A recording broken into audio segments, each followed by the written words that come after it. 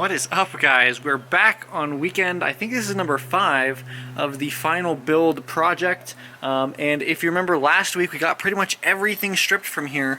And I decided that in order to repaint this, I really don't want to have to sand it all down, because one, it's a lot of work, and then two, it's just not... it just wouldn't be like as best as it could be. And if you guys happen to follow Stanceworks on YouTube, it's a really awesome channel. He's got a K-swapped Ferrari that he's working on, and it's really cool. And he just redid his engine bay by sandblasting it and then repainting it. And so I thought that was a really good idea. So I'm gonna go ahead and do this is actually Thursday afternoon. So we're gonna go ahead and try to remove this harness. I didn't want to before because I didn't really want to crack all these pieces here. But we're going to just go ahead and live with it, or I'll 3D print another piece for that if it happens to crack too badly. But I'm going to go ahead and pull the harness out of here as best as I can. You can see I have it just sitting up on top in a trash bag right now, but I really want to get this as removed as possible, and then just any other little bits, any bolts that are in here, I'm going to go ahead and remove this front crash bar right here so they can get down right in there. But they're going to go ahead and sandblast this tomorrow morning, so we're going to go ahead and see if we can get everything done tonight. Now, one thing about sandblasting is it is fairly abrasive, I want to say. So luckily my car doesn't have any actual rust, just surface rust. But all these little holes right here going into the interior, if you sandblast this area, it is going to just shoot sand all in your interior. It's going to break through even this tape right here. So I went ahead and bought some, it's T-Rex tape, it's knockoff of Gorilla tape. But we're going to go ahead and put it over here, and we're also just not going to have them sandblast this area. We're not going to have them sandblast this area, just this small part right here. I'm going to tape over what I don't want them to go ahead and do, just because we're going to go ahead and protect the interior as much as possible. The pass-through down over here, where the wiring harness for the engine was going through, I'm going to go ahead and line that from the inside, a couple layers, as well as just like a small circle on the outside, so they can get as close as possible to that, because we do want that done as well. But we're pretty much just going to go ahead and remove anything that we can that might get in the way of being sandblasted, because we want to go ahead and get as thorough of a job as possible. I think I'm going to go ahead and remove this bracket here. I bought some they're spot weld drill bits, so hopefully we can get that out and then grind that nice and smooth. That doesn't actually have to be done before the sandblasting, the grinding at least, but I want to go ahead and just get this cleaned up so that they can sandblast underneath it really easily. But that's the plan for today, guys. I have never removed an engine harness, this one that goes around here like this, so we're going to go ahead and see how we can get these out. I'm pretty sure if we come into the interior, we're just going to be able to reach up and unplug a couple of big harnesses and then push the grommet out and through. But we're going to see. I haven't done any research. I probably should have. But the same thing on this side.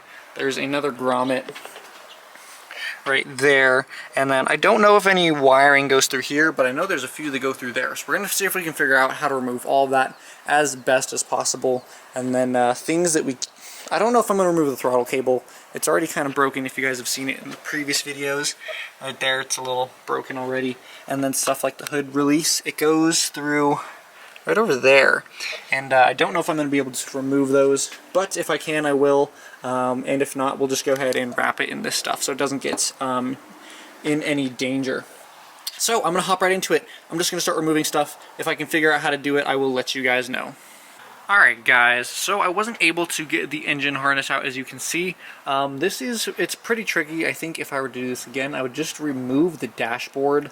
It would give you plenty of access to all the plugs and everything you need to get to. With it installed, I think it is just too tight in order for me to get. So I think what I'm going to go ahead and do is just keep everything as contained to this one corner as possible, and then I just won't have them sandblast this area right here. I'll go ahead and do it myself with just sandpaper. Same thing with that corner. I'll just run this up, over, and then back down. And hopefully these two corners I'll be able to get to well enough. That one's pretty gross, so hopefully we can do something about that. But I went ahead and removed all the rest of the bolts and hardware that I could find, any plug, any clip, anything that wasn't metal. Actually, I forgot about this guy, so I'll go ahead and take that off. I went ahead and got this front crash bar. It's right there. And then I went ahead and started doing seam sealer. So all these places around here, you just take a blade, just like a little nice little flat blade like that, and then just run it along. I went ahead, did the tops of the strut towers here, the sides of the strut towers, down along here. I didn't do too great on there, but basically there's actually a lot of seam sealer. It comes down here, it comes all along this rail here. So I think what I'm going to go ahead and do tomorrow before the sandblasting, I've got to still tape up those holes, but I'm going to go ahead and just grab a blade and just really get as much of this as possible, because sandblasting cannot take off seam sealer. It is basically just kind of like a thick rubber, and so the sand, it will hit it, but it'll kind of just bounce off. So we want to go ahead and take that down as much as possible to get it out of the way, so that when we go ahead and have it sandblasted, we can go re-seam seal a lot of this and then go ahead and paint over that. So I'm going to go ahead and skip to tomorrow morning, and hopefully we can see some good progress. Alright guys, well I apologize, I did not get to film everything that I did this morning, but the sandblasting guy came and sandblasted the engine bay, and guys, it looks really, really good. You know, so all of these places with seam sealer, obviously I told you guys you can't really blast through that, so you can see, you know, big glob there, all along here. Every seam pretty much has it. So we're gonna go ahead and probably take the wire wheel and see if we can get any of these old pieces off here, and then we'll reseal it. But this is looking so good. You know, I didn't have him do these corners where the wiring harnesses were, so behind there we'll have to do a little bit of hand sanding. But other than that, you know, he was able to get everything. The inside of these headlight buckets looks so good. You know, it's amazing how this came out. I'm really happy with it. Obviously there's a lot of sand everywhere, so we're going to go ahead and have to clean this off. But the next step is going to be painting this with primer. So of course I got to go clean all this up. Probably not going to do it today. I think I'm going to go ahead and probably drape some plastic over this, because technically this is bare metal now. So any humidity in the air or literal rain will go ahead and make this rust. So we want to go ahead and just protect it as much as we can, and then we'll go ahead and give it a real rough pass tomorrow before we go ahead and start cleaning all of this up for paint. But it looks really, really good. I'm super glad that I did this. For reference, it cost me $450 to get this blasted. He told me that if I took it into him, it would have been about $50 cheaper instead of having him come here to do it. And then he also told me, he just mentioned that he could have done the underside here if I took it to him, and that would have been, he said, less than $1,000 to do the whole bottom. So I'm imagining if you wanted to do the engine bay and the entire bottom of the car, it would cost probably around $1,200, which in my opinion is a little high, but it's not like prohibitively high. It's probably a really good deal, because they said they would have painted the bottom for me as well. So this is really, really cool. I'm really happy we were able to do this. I was going to remove this bracket, but I didn't. But he was still able to get a good amount of blasting around it. So when I take this off, it'll be nice and clean still. I'll go ahead and, of course, hit it with some sandpaper. But I'm very, very happy with this. So guys, tomorrow we're going to go ahead and pick up on the cleaning of the surface, the rest of it, and then priming and painting.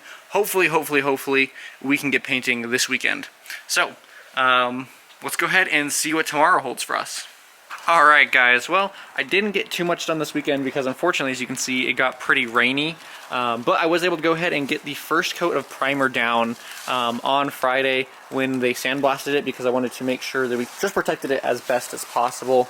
But I actually learned that I kind of have the wrong kind of primer. I just have a regular kind of fill primer, and it's not bad, but I want an epoxy primer so that I can go ahead and really seal in to the metal. So I went ahead and ordered some of that, and then we're just going to go ahead and sand this down next week and then just reapply some new primer to it. It shouldn't be too hard.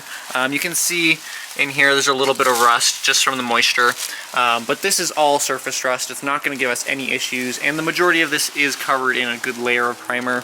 It's just small areas like right here in the corner that are really, you know, touching water that got a little bit of rust, but it's not going to be too big of an issue.